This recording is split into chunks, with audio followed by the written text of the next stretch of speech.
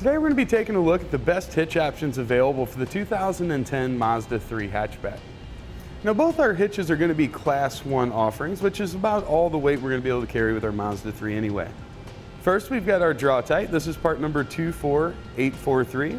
It's going to have the 1¼ by 1¼ receiver tube opening, just like our Curt, which we have here. This is part number C11383. Now both of our hitches are going to offer an 1¼ by 1¼ receiver tube opening. They're Class 1 hitches, so there's going to be several items available that you're going to be able to utilize with your hitch.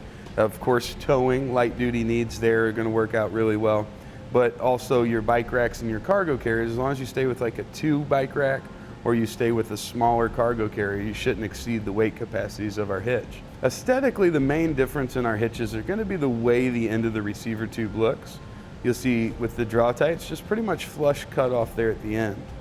The Curt has a little bit of a finishing collar that goes around, gives it a little bit more of a flush look. This is definitely going to be one that's more visible because it is larger, but it also offers, I think, a little bit cleaner look than what we've got on our Drawtite. Now both hitches are going to share the same style safety chain connections point here. It's just going to be a rounded steel stock that's been welded to the bottom. Keep in mind though, the Drawtites are slightly heavier than what you get on the Curt. Now the Drawtite is going to have 2 connection points. One is going to be a bolt that we fish wire in the frame rail.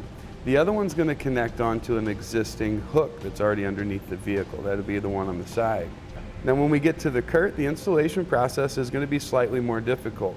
Not only are we going to have to fish wire in that forward attachment point just like on the Drawtite, but on each side we've got 2 additional bolts that we have to fish wire into location.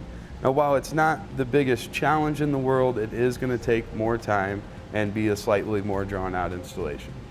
Also, when this carriage bolt is down through, as you can see, there's going to be limited space between the cross tube and that to get it torqued down properly, whereas our Drawtite, they thought it out a little bit better and they bent the plate out the other way, giving us more access to the underside to get to that nut. Now both of our hitches are going to offer the exact same weight ratings. We have a 200-pound tongue weight rating. That's the maximum downward force we can put here at the receiver tube opening. We've got a 2,000-pound gross trailer weight rating. That would be the total weight of our trailer and anything that we were to load up on it. Of course, you will need to check the owner's manual on the Mazda to see what it's rated for and use whichever of those numbers are the lowest. One thing to keep in mind, even though both of our hitches are rated exactly the same weight capacity-wise, Curt does recommend the use of a stabilization strap anytime we're hauling a non-wheeled load. That's going to be your cargo carrier and your bike rack, basically anything other than a trailer. Now another key component to think about with hitches on the back of the Mazda is going to be the differences in where our pinhole is and the clearances that we're going to have. So the hitch pinhole on the Curt from the outermost edge of the bumper is going to be about 3½ inches recessed underneath. When we look at the Drawtite, we'll be adding about 1½ inches to that. It's going to be at about 5 inches. So that's essentially going to mean that on your Drawtite, your cargo carrier or your bike rack will be 1½ inches closer to the rear of the vehicle than with the Curt. That'll help Curt out with the recreational purposes certainly, and allowing us to get those items further away from our vehicle. Now ground clearances from the bottom of our hitch to the ground are going to be about identical on both hitches, so not really a big differentiating factor there. Now let's do a quick summary on everything that we've just kind of talked about.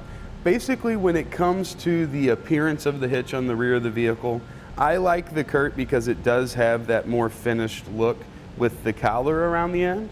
However, the Drawtite is going to give you the least noticeable hitch, so that'll kind of help you decide there.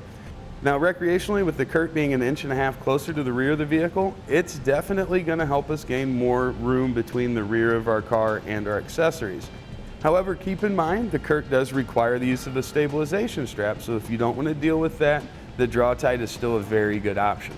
Now when it comes to ease of installation on our hitches, the Drawtite is definitely going to be the victor there. It requires just 2 bolts to be fish wired in rather than 6 with the Curt, and the hardware will be more accessible. And that's going to complete our look at the best hitches available for the Mazda 3 hatchback. We hope you find this information helpful in deciding which hitch is right for you. Click the link below to shop, learn more, or visit us at etrailer.com.